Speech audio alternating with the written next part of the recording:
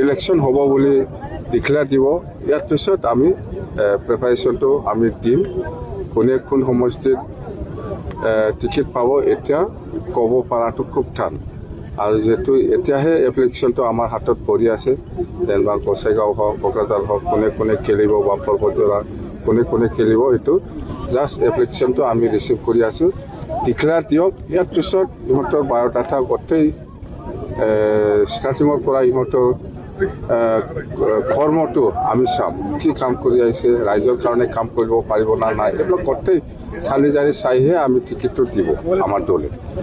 আৰু সময় আছে এতিয়াও, যিহেতু ডিক্লেয়াৰ দিয়া নাই, ডিক্লেয়াৰ দিব দিয়ক।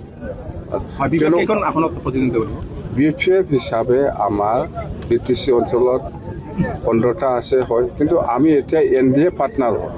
আমি NDA হিচাপে AGP-য়ে কিমান খেলিব, BPF-এ কিমান খেলিব, BJP-য়ে কিমান খেলিব বা অন্যান্য দল NDA টিমত যি যি দলে আছে, আপাৰ আছামত গণ শক্তি আছে, আৰু এইফালে আমাৰ ৰাভা হাছঙত পলিটিকেল পাৰ্টি আছে, এইবিলাক গোটেই আলোচনা বিলোচনা কৰি কোন পলিটিকেল পাৰ্টিয়ে কিমান চিট কিনিব 126টা, সেইটো এতিয়াও ফাইনেল হোৱা নাই।